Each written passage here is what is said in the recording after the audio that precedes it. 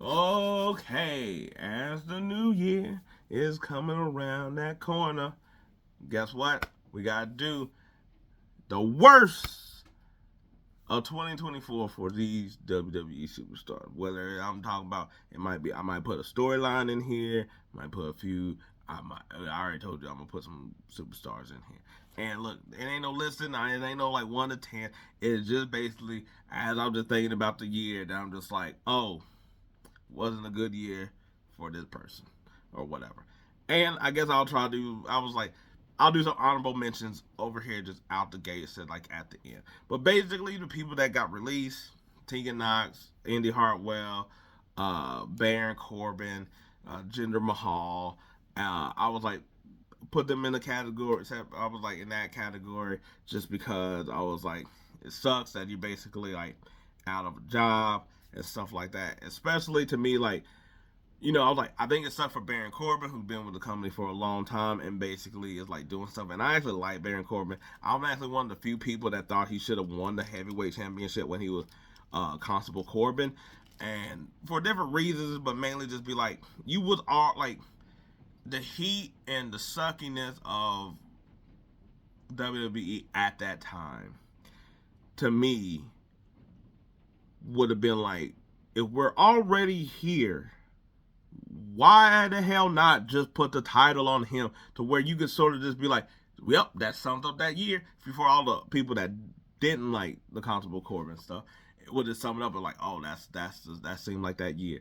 Whereas like with me, I was like, yo, it makes sense for him being the heel that he is.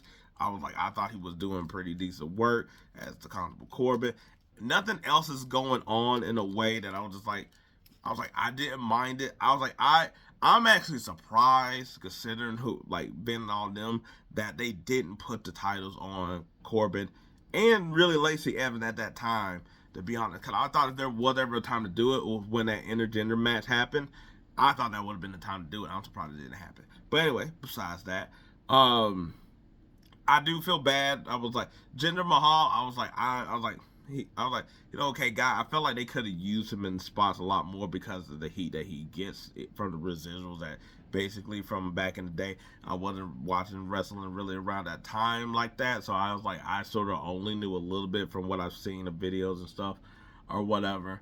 But with Indy Hartwell and Tegan Knox, I was like, I think that sucks. One, because if it would have been like a few, I was like, if it would have just been around this time, there would have been titles for to have them something to do. Because I was like, that was one of Tegan Knox things, the fact that she was just like, I'm sitting at home doing nothing, and it sucked. Because I was like, she would have been someone that you could have thrown into these tournaments. I was like, there's no telling you of like what type of showcases she might have got. Now, granted, she wasn't getting played in it this year like she was in 2023, where I thought that you could have turned her into like a real babyface type of person or whatever. But I was like, now that you got these titles, you sort of do need women. I was like, more women the better, especially, until you get the caller from NXT and stuff like that. That I thought she could have been a good person to have in that spot. So when you can start giving out matchups and not trying to run and bleed into the same thing of like long titles, reigns, and same people and all this other stuff. And the reason I feel bad for Indy Hartwell is one, Candace started having stuff to do right around the time that like when she started being cool with Nia, that's when she basically got kicked out the way.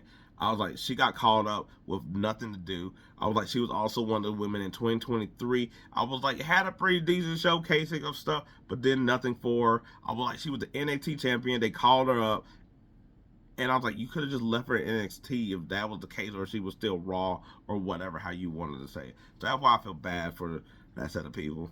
I was like, injuries. I was like, I'm not going to really include injuries necessarily in here. So that's why I give it another caveat of like Rhea Ripley injury derailed her year, how that was going to go outside of the initial Liv feud. I was like, Jimmy. I was like, he got hurt at the beginning and got hurt again. I was like Bronson Reed, who I was like, I think would have probably been able to close out this year really strong going into WrestleMania. Now got to bust his ankle. We probably won't. I was like, we won't probably see him until like Backlash or something like that. Um, I was like, yeah, just injuries for the most part. I was like, go and take them to the side. If I remember any more, I'll throw them in that category. Well, let's go ahead. Excuse me for that. and just get into bad or what I just seen worse or whatever of the year. And I'm gonna go with Chad Gable and whatever the hell it was with him. From the fact that he didn't get picked to be the one to take off the championship off Gunther at WrestleMania, I was like, at the time I didn't like it, still didn't like it. Then he don't beat Sammy for the Intercontinental Championship, no matter how he became a heel and all that other stuff. So I already didn't like that. I was like, because of that, I think it would enhance this, but they didn't play on it anyway.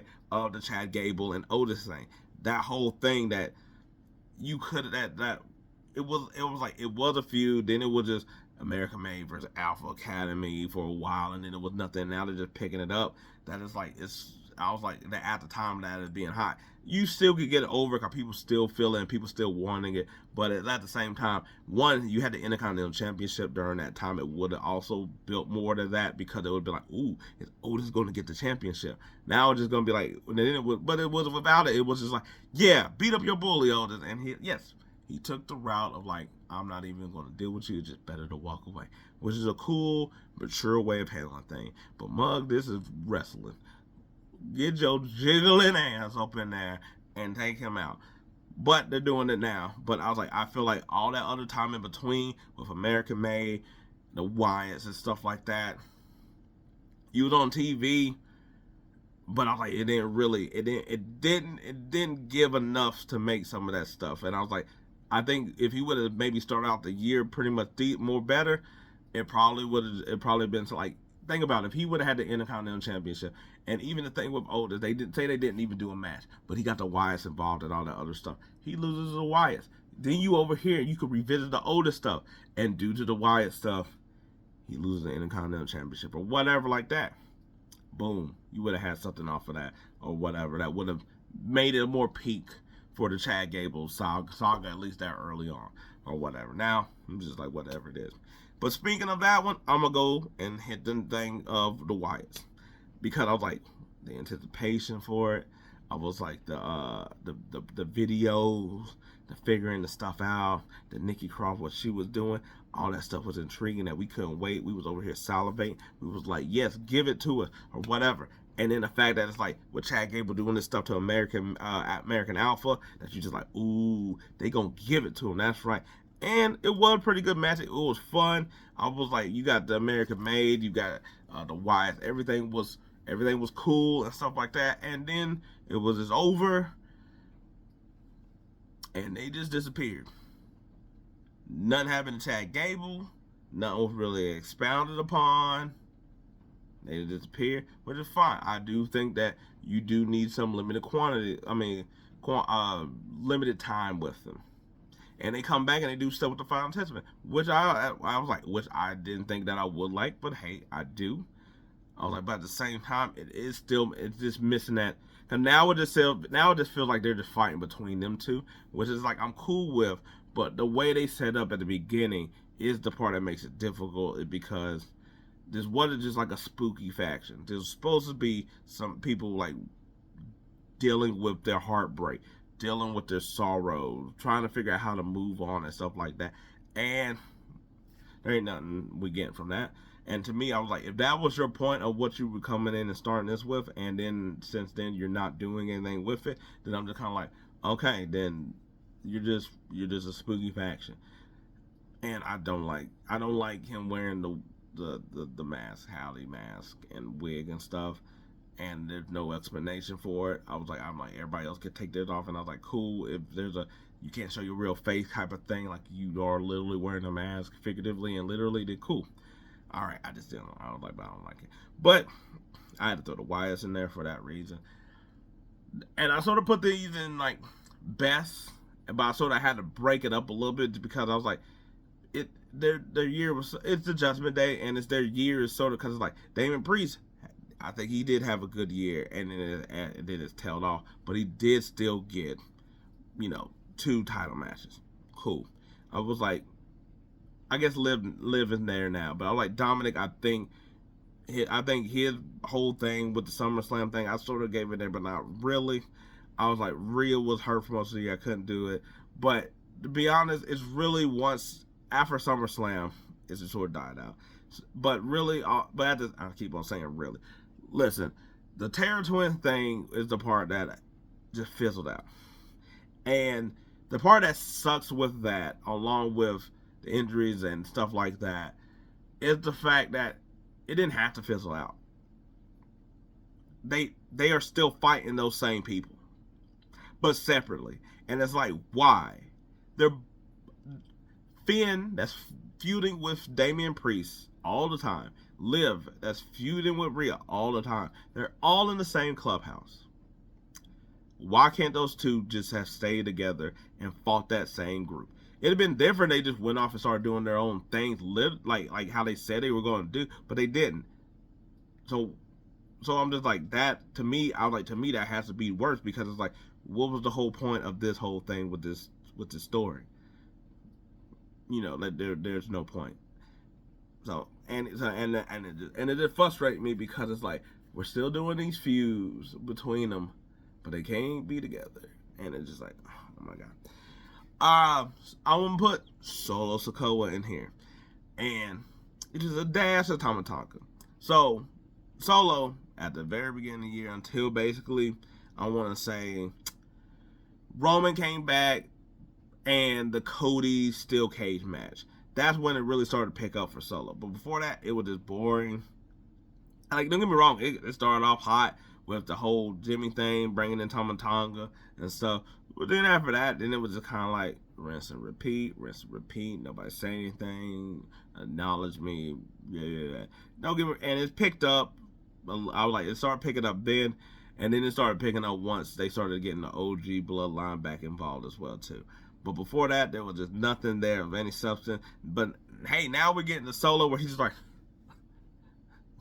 okay, he getting that whole thing in, and I'm like, I'm glad about it.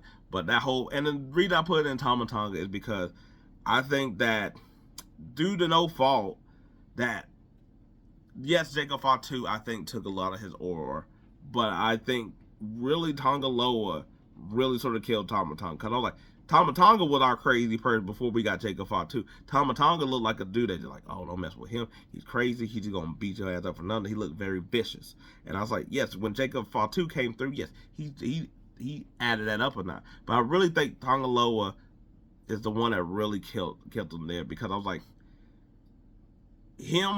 since those two were connected, especially early on for a good while, it seemed like it just sort of just taking it away. You know what I'm saying? Like, it's just like, you just got that buddy that just like when he comes through, it just kind of just like, I was like, you don't know it necessarily, but everybody else was just like, oh, okay. I mean, that's cool, I guess, if you come, yeah, and then we bring him too, I guess. That's how it felt. Cause look at Tama Tonga now. He looks back to his vicious way of doing things. He looks like where he just is going to beat the hell out of you, compared to how it was a while back. And I was like, I think it's just lower. So I was like, that part of I was gonna say the Judgment Day of the bloodline at the beginning, man. Carmelo Hayes, I had to throw him in here because I was like, after his initial Cody Rhodes match, like his first night or whatever, and I want to say when he won against Randy Orton to advance in the King of the Ring, I was like, and I will say that him and his Andrade series was also pretty fun too. But outside of that, you can miss me with everything else that he's done. The fact that you basically got Braun Breaker on the other show, where those two were the top dudes at NXT, I was like drafted at the same time, and Braun Breaker was able to get I was like being given this ticket, and he is off, where Carmelo Hayes can't even get through the door. And I'm just like, and now it's like they're trying stuff now, but I'm just like, he doesn't even, like, at the beginning, everybody was like, oh, snap, Carmelo, because he got the little like new smell on him. Then he did become a heel for a while, to where people were like actively booing. Now people like boom because they know he's a heel, but he's not getting the boos that he was, where he was actually like at least consistently being around and stuff like that. To where I'm just like, they're gonna have to revamp him next year, because I was like, he just doesn't have anything right now that's like I was like, I think they're trying now, but at the same time, I'm like, hey, it's too late to at least qualify for here to try to be at least not on this list. But yeah, Carmelo Hayes, there had been nothing for him at all to do, and that's considering the fact that there was nothing going on really in the U.S. title for the longest. I know Logan Paul had it, but I was like, you shouldn't. I was like, you should have had. I was like, I feel like you should have did that a little bit early. Anyway, too much to do with that. Um. Okay, so I'm going to say the PFC, the Pure Future Collective, is. I was like, I think it's the worst. I was like, I think that the Sonya Deville thing and her trying to recruit people, I think that was a solid idea once she came back. I was like, I wish they would have expanded on it a little bit more to see who she could also bring in. But once it was the Zoe and Shayna thing, which also didn't happen, it happened clunky as well too. Cause I was like, it was like, we don't need you from Zoe, but I mean from Shayna, but Zoe was like, I want to talk to her. And then one day they just sort of joined together or whatever. And don't get me wrong, it's not from the fault of trying, cause I think they did try, but it just ain't click with people. I don't think it's gone how people wanted to. They're just I think the difference is with something like that and like Damage Control is the fact that that's where you could tell the difference between the people, like the crowd, like how the crowd is getting into it more so than what you can necessarily do as a creative. Because Io Sky, beloved by people to the point that she's just a nice guy. I mean, a baby face, and that just happened. Dakota Kai, same way. Kairi same way. Everybody loves Asuka.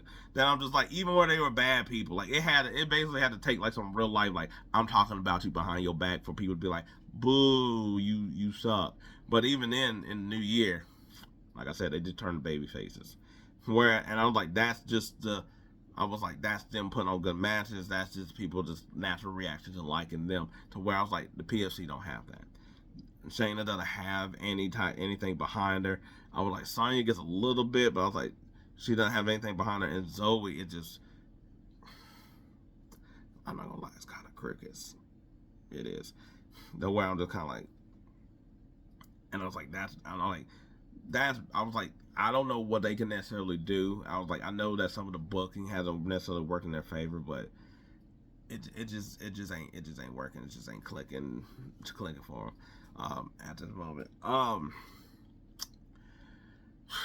I sort of want to say, I was like, see, some of these people, I was like Pretty Deadly or those guys. I was like I was like Angel Garza and Humberto Carrillo. I was like, I sort of want to put them in here, but I was like, is it their fault? I was like, Street Profits. I would say the Street Profits, because for the longest, not doing anything with them at all. I was like, they wasn't necessarily doing anything really with DIY, but they were sort of trying with DIY, where it's like, Street Profits, I was like, after the stuff with Bobby Lashley just went to the wayside after WrestleMania, nothing for the most part. They only been trying here recently, but they haven't really had anything of note. They just sort of just been sent by the side and just wasting away. Like, cause I was gonna say, I was like, I can't put Pretty Deadly nothing like that in there, because I was like, there's no expectations, I feel like, for them in a way. And so I was like, they play their part fairly well. Compared to Street Profits, that was like, we've seen them be multiple time tag team champions. We're over here waiting for some type of singles run by either one of them at this point, mostly Montez Ford, but there was nothing they would sit on the shelf. So it really had to been a year at all for them in any of that regard. I was like, and I'm just doing all these really off the top of my head. I was like, some of them written down, and like some of them just over here, just doing it by thought. I was like, injuries, all AJ Styles goes in injury, because dude put on 2 good matches, but I was like, he pretty much been hurt twice this year. I was like, I'm gonna say Andrade as well too, because I was like, and this one is really just, I was like, while they haven't given him anything really to do until, like I said, like the later portion of the year, where it was the Carmelo Hayes stuff, LA Knight stuff. I was like, the stuff they got him with the bloodline now, he just doesn't get the pop. Like once he's doing the matches, once he's doing the moves, I was like, people cheer for Andrade, but anything else before and after that, nothing. And I was like, it's weird to me, but I was like, I was like, because to be honest, the moves thing is like, if you don't at least have something that's kind of creative going, someone like that's the type of stuff that normally can carry you, and it's like it just doesn't carry them at all. I was like going with that. I was like, I'm gonna throw Dragon Lee in there as well too, just because I was like, they haven't really, outside a couple things, they haven't really given them any much to do. Outside a couple things here and there, then I was like, I just sort of have to give it to him as well too. Ilya Dragunov, injury stuff, he goes in there. Um, yeah, no,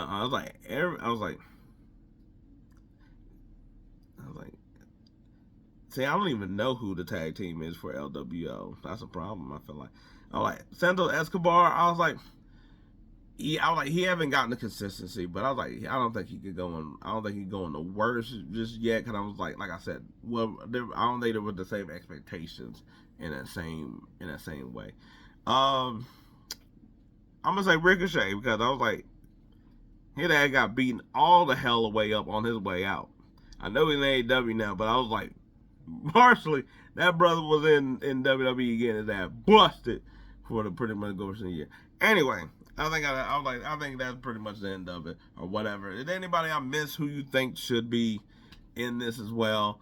I was like, no, I don't really. I was like, I don't think there's any other women. I think everybody with the women is pretty much in a decent spot. I was like, I don't think there's too many of them. I was like, Party Girl won the tag team championships. Unholy Union did too. I was like, Lyra King, I think had a pretty good year. So anyway, let me know anybody that I missed or what do you think who had a very bad, worse, poor year or whatever. Let me know what I think. Like I said, till then, peace. I'm out.